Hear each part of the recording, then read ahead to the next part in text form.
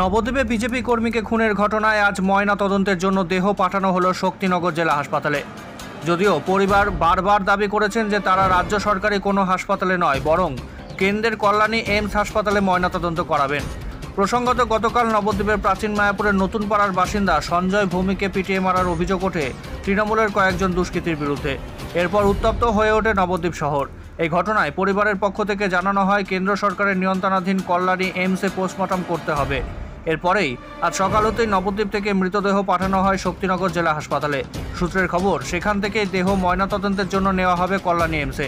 এই ঘটনায় বিজেপির জেলা সভাপতি অপর্ণা নন্দী জানান, 24 ঘন্টার মধ্যে তৃণমূলের দুষ্কৃতীদের গ্রেপ্তার না করা হলে তবে বৃহত্তর আন্দোলনে নামবে বিজেপি। আরেকবার জানায়, নবদ্বীপে বিজেপি কর্মীকে খুনের ঘটনায় আজ ময়নাতদন্তের জন্য দেহ পাঠানো হলো শক্তিনগর জেলা হাসপাতালে। যদিও পরিবারের দাবি যে তারা রাজ্য সরকারি কোনো হাসপাতালে নয়, বরং কেন্দ্রের কল্যাণী এইমস হাসপাতালে ময়নাতদন্ত করাবেন। কি হয়েছিল ঘটনাটা এবং আপনারা কি চাইছেন? বিশ্বকর্মা পুজোর রাতে রাত 2টো নাগাদ নবদ্বীপ শহর 6 নম্বর ওয়ার্ডের নতুন পাড়া, প্রাচীন মায়াপুর নতুন পাড়া এলাকার ভারতীয় জনতা পার্টির একজন কর্মী সঞ্জয় ভৌমিক, যাকে তার বাড়ি থেকে বার করে তৃণমূলের দুষ্কৃতী, তার মধ্যে তারক দাস আছে, ছোটু বলে একটি ছেলে অরিন্দম আছে এবং সেই সঙ্গে তাপস দাস আছে, আরও একজন, এরা তাকে বাড়ি থেকে জোর করে তার মায়ের সামনে, তার মাকে মেরে তার মায়ের সামনে ছেলেকে লোহার রড দিয়ে গর্দানে বাড়ি মারে, পেটে পিঠে বুকে অকথ্যভাবে মেরে তাকে মেরে ফেলে, খুন করে দেয়। এবং 4:30 নাগাদ সে একটু চা খেতে চেয়েছিল, তারপর সে মারা যায়।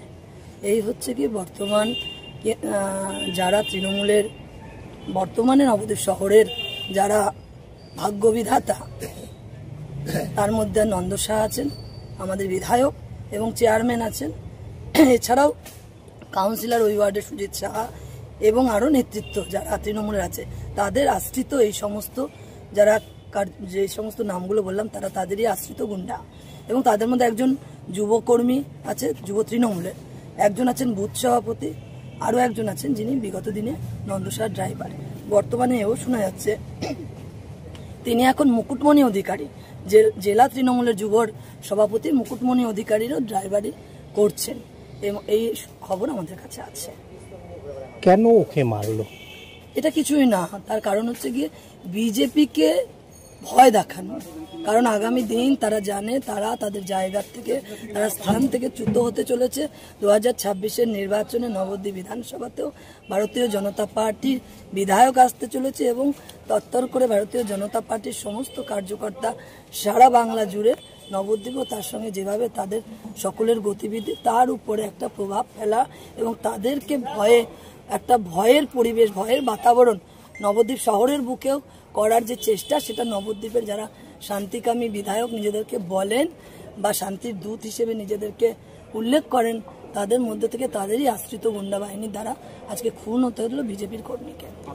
আপনারা কি চাইছেন? আমরা চাইছি, আমরা ইতিমধ্যে আমাদের যা প্রসিডিওর এফআইআর করা এবং তার মধ্যে দিয়ে আমরা যে আমাদের সাব ডিভিশনাল যে হাসপাতাল আছে সেখানে আমরা এর যে নিরপেক্ষ যেটা তদন্ত সেটা সম্ভব না বা পোস্টমর্টম, সেই জন্য আমরা চেয়েছি যে এইমসের কাছে, এইমস হসপিটালের কাছে আমরা তার হচ্ছে যে পোস্টমর্টমের রিপোর্টটা যাতে হয়, পোস্টমর্টমটা করা হয়, তার জন্য আবেদন জানিয়েছে এবং সেটা এখন অনগোয়িং চলছে, পথেই রয়েছে। এবং সেই সাথে 24 ঘন্টার মধ্যে আমাদের ভারতীয় জনতা পার্টির সমস্ত স্তরের কার্যকর্তার নেতৃত্ব এবং আপামর নবদ্বীপের শুধু সাধারণ নাগরিকবৃন্দেরও একই দাবি। অনেক সাধারণ মানুষ এসেছিল গতকাল হাসপাতালে, প্রতাপনগর হাসপাতালে, তার এলাকার সাধারণ মানুষ যারা তাকে ভালোবাসে, সেই সমস্ত মানুষ, তাদেরও একটাই দাবি, 24 ঘন্টার মধ্যে যদি এই 4 জন তৃণমূলের যে দুষ্কৃতী যারা খুন করেছে, খুনিদের যদি না ধরতে পারে, প্রশাসন যদি ব্যর্থ হয়, আর এর জন্য সম্পূর্ণভাবে দায়ী থাকবেন এখানকার পুলিশ প্রশাসন, এখানকার কর্তৃপক্ষ এবং সেই সঙ্গে এখানকার চেয়ারম্যান এবং বিধায়ক, এরা সকলেই দায়ী থাকবে। এবং যতক্ষণ না পর্যন্ত তাদেরকে ধরা হবে, আমরা কিন্তু এই বডিকে, পোস্টমর্টমের পর বডিকে কিন্তু আমরা দাহ হতে দেব না। বিজেপি বৃহত্তর আন্দোলনে যাবে, তার রূপরেখা কিন্তু আমরা বুধবার দিন ওই রাত্রিতে মদ্যপ অবস্থায় ঝগড়াঝাটি হয়েছে। তারপরে 4 জনের নাম দিয়েছে, তারা ওদের ঘরে যেয়ে নিয়ে আবার মারধর করেছে।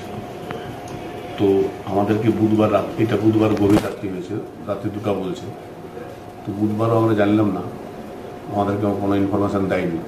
বৃহস্পতিবার সারাদিনও দেয়নি।